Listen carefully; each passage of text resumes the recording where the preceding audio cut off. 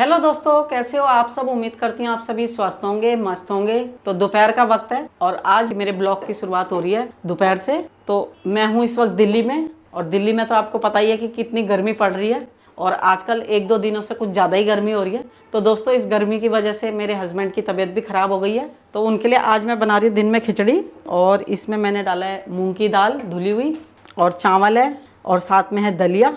तो उसकी मैं खिचड़ी बना रही हूँ क्योंकि मूंग की दाल हल्की होती है पेट के लिए, तो मैंने सोचा क्यों ना मूंग की दाल की खिचड़ी बना दूँ। तो दोस्तों, आपको मैंने पिछली वीडियो में बता ही दिया था कि हम किस वजह से दिल्ली आए थे। तो अब हमने जाना था गांव वापस। एक दो दिन से गर्मी इतनी पड़ रही है कि जाने की हिम्मत नहीं हो रही, और दूसरा क्या हुआ कि मेरे हस्बैंड की तबीयत ख़राब हो गई, इसलिए भी नहीं जा पाए। अब जब तक उनकी तबीयत ठीक नहीं होती तब तक अभी हम यहीं हैं। हो सकता है क्या पता कल परसों, मतलब एक दो दिन में चले जाएँ गाँव। और अब तो ऐसा हो रहा है कि कोई यहाँ से उठा के सीधे गांव पहुँचा देता। मतलब बाहर निकलने की हिम्मत नहीं हो रही क्योंकि धूप बहुत तेज़ है और गर्म हवा चल रही है, लू चल रही है। और गांव में इस वक्त इतना अच्छा मौसम हो रखा होगा, दिन में तो थोड़ी गर्मी रहती है लेकिन सुबह भी ठंडा रहता है और रात को भी ठंडा हो जाता है। रात को पंखों की ज़रूरत नहीं पड़ती।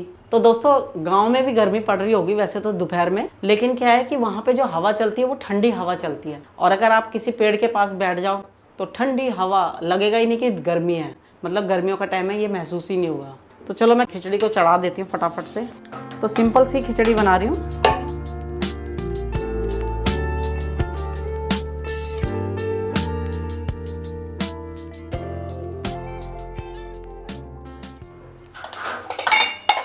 और अभी गई थी मैं दही लेने के लिए, दही लेकर आई अभी, और मूंग की दाल लेकर आई। तो इतनी गर्मी लग गई, पूरा सर ढक के जाना पड़ा अच्छे से। तो इसमें मैंने खिचड़ी में मिला दिया नमक मिर्च हल्दी, और अब इसमें डाल देती हूँ टमाटर।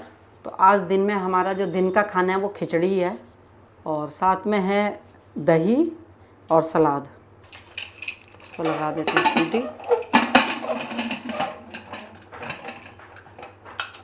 तो दोस्तों, अब देखते हैं, अब एक दो दिन में सोचा था कल चले जाएं, लेकिन अब कल नहीं, अब परसों जाएंगे हम।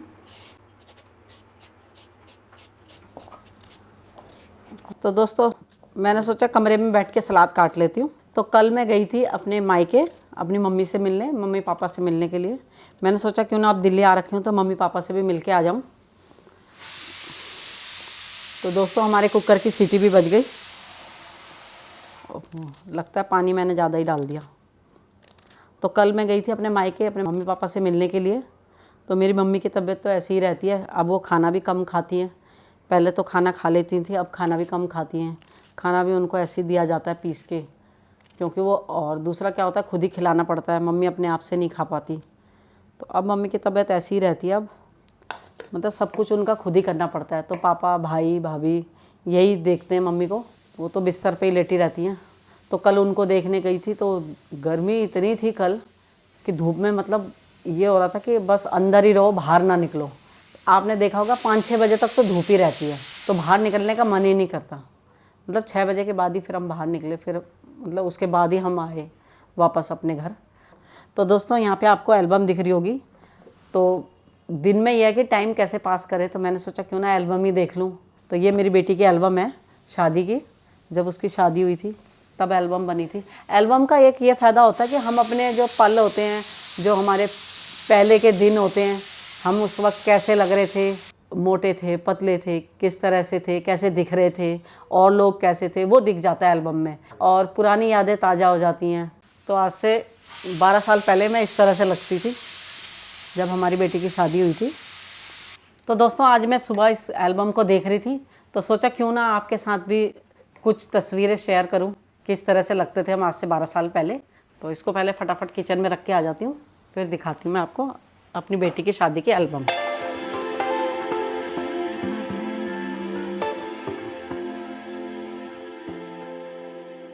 तो दोस्तों, ये मेरी मम्मी है। तो 12 साल पहले देखो मेरी मम्मी कैसी लगती थी। और ये हूँ मैं, और ये तो मेरी भतीजी है, भाई की बेटी, और ये हम तीनों हैं। यहाँ पे आपको दिख रहे होंगे, ये हमारी बेटी है, और ये हम दोनों हैं। तो ये नेगी जी हैं। 12 साल पहले किस तरह से लगते थे ये देख सकते हो आप, और आप किस तरह से दिख रहे हैं ये भी आपको दिख रहा होगा।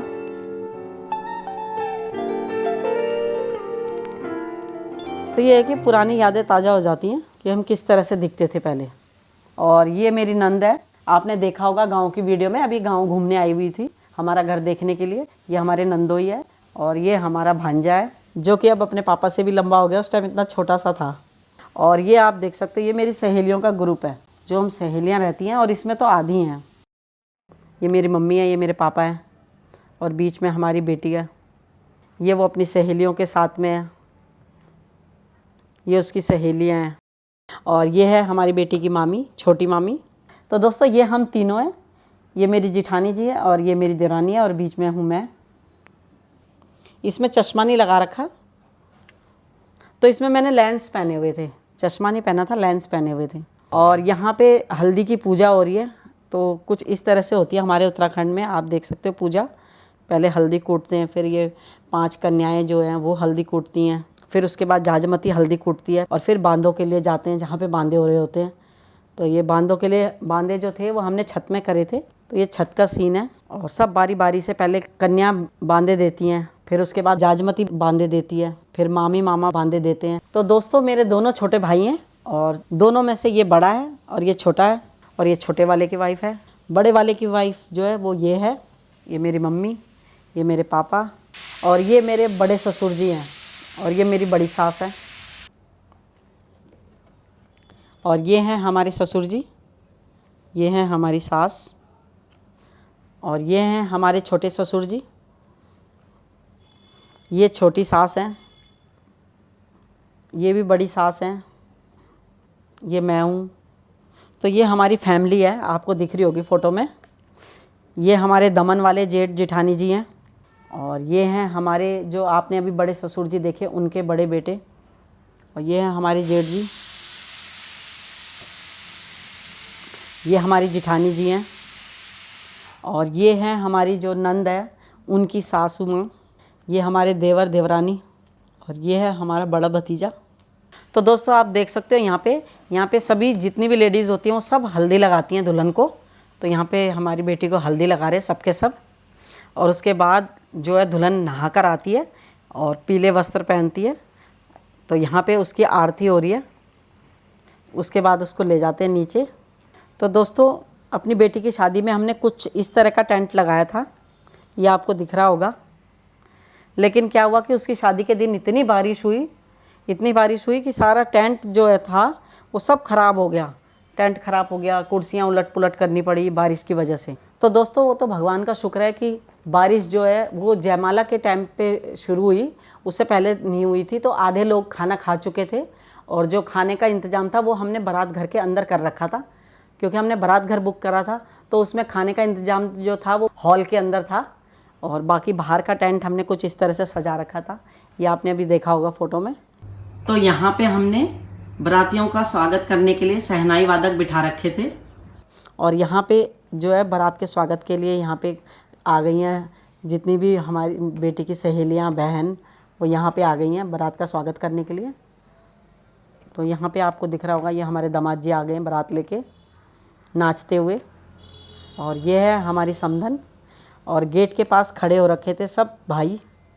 तो बारात अंदर आ गई है, तो जो दुल्हन का मामा होता है वो लेकर आता है दूल्हे को अंदर। तो मेरा भाई जो है वो दूल्हे को, यानी कि हमारे दामाद को गोद में उठा के अंदर लाया, और यहाँ पे मेरे हस्बैंड जो है ये हमारे दामाद का स्वागत कर रहे हैं। ये हैं हमारे समधी जी। तो दोस्तों बारी बारी से जितने रिश्तेदार आए होते हैं उनका सबका स्वागत किया जाता है। तो जिन्होंने माला पहनी हुई है ये हैं वर पक्ष वाले, यानी कि जो हमारे दामाद की तरफ के हैं ये, और जो माला पहना रहे हैं वो हमारी तरफ के हैं। और ये हूँ मैं, ये अपनी समधन का स्वागत कर रही हूँ। और यहाँ पे देखो हमारे दामाद जी ने यहाँ पे रिबन काटा, और उसके बाद उनकी साली ने उनको लड्डू खिलाया तो उसकी उंगली काट ली। ये देखो वो लड्डू खिला रही है तो उसकी उंगली कट गई है। तो ये सीन भी थोड़ा बड़ा मज़ेदार सा हो गया था। ये आप देख सकते हैं यहाँ पे पूजा हो रही है दामाद की, और हमारी बेटी आ गई अब जयमाला के लिए। तो यहाँ पे जयमाला हो रही है। तो दोस्तों एल्बम से बस यही होता है कि हम अपने दिन याद कर लेते हैं हम कैसे लगते थे। ये शादी के दिन की फ़ोटो है, मेरे बेटी दामाद हैं यहाँ पे, और ये मैं हूँ और ये मेरी सहेलियाँ पीछे आपको दिख रही होंगी।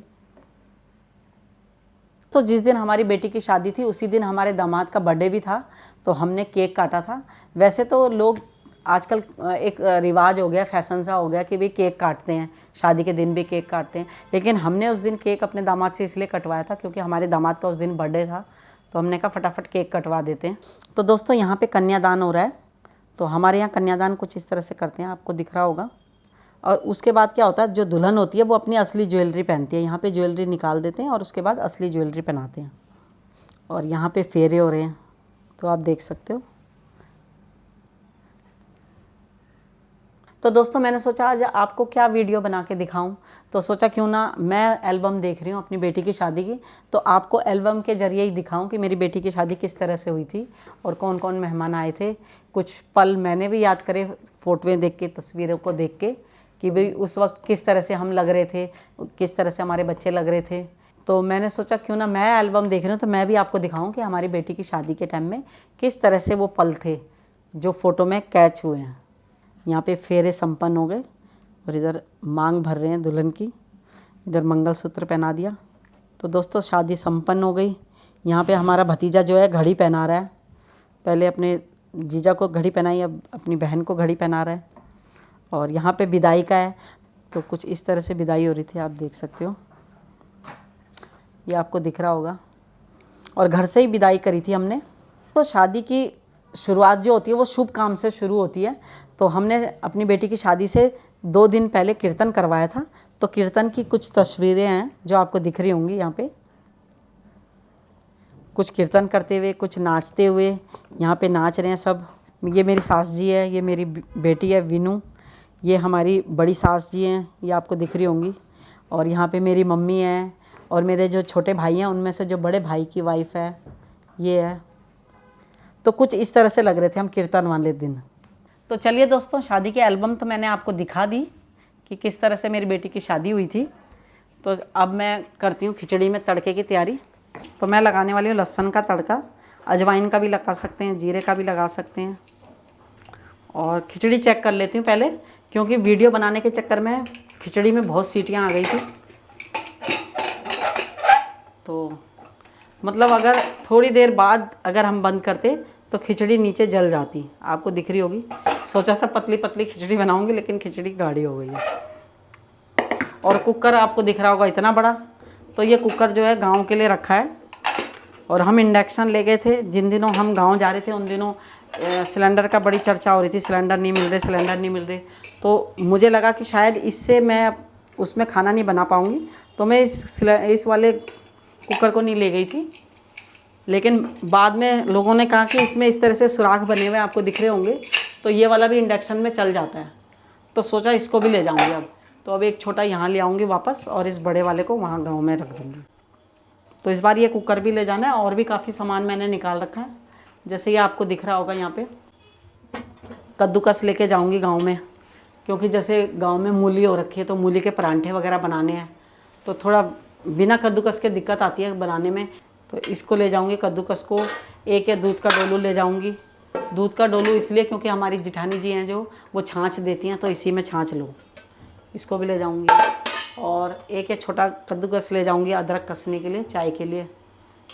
और एक ये रखा हुआ है मैंने डोंगे। तो इसमें 3 डोंगे हैं। जैसे खाना जो भी बनाओ, अगर उसको सर्व करना हो, मेहमान आए हैं, मतलब खाना वाना अगर अलग से देना हो, ये है डोंगे। 3 साइज़ के डोंगे ये, तो इनको भी ले जाऊंगी मैं। तो कुछ सामान मतलब अभी फिर इकट्ठा हो रखा है, और भी है कुछ सामान खरीदना है अभी। तो गांव की तैयारी फिर से फुल चालू हो गई है दोबारा।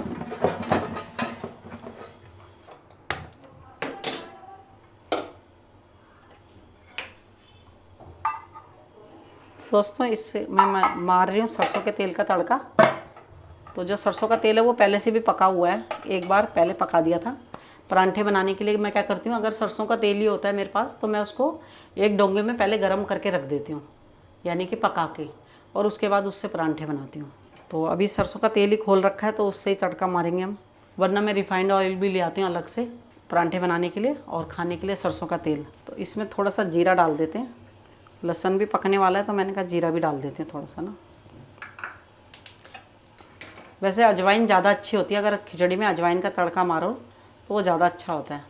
तड़का हो गया तैयार, तो करते हैं बंद और अब इसमें मारते हैं तड़का।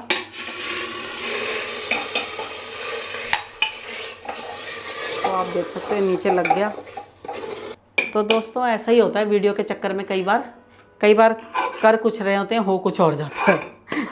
तो ऐसी ये खिचड़ी सोचा था पतली पतली बनाऊंगी, लेकिन अब थोड़ी गाढ़ी सी हो गई, लेकिन चल जाएगा, कोई बात नहीं, हम नहीं खानी है।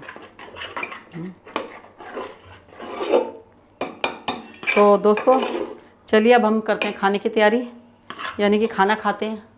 तो मिलते हैं आपसे फिर अगली वीडियो में, तब तक के लिए धन्यवाद। इसी तरह मेरी वीडियो देखते रहना, लाइक करना, शेयर करना, तो कमेंट्स करके बताना कैसी लगी। तो फिर मिलेंगे अगली वीडियो में, तब तक के लिए धन्यवाद।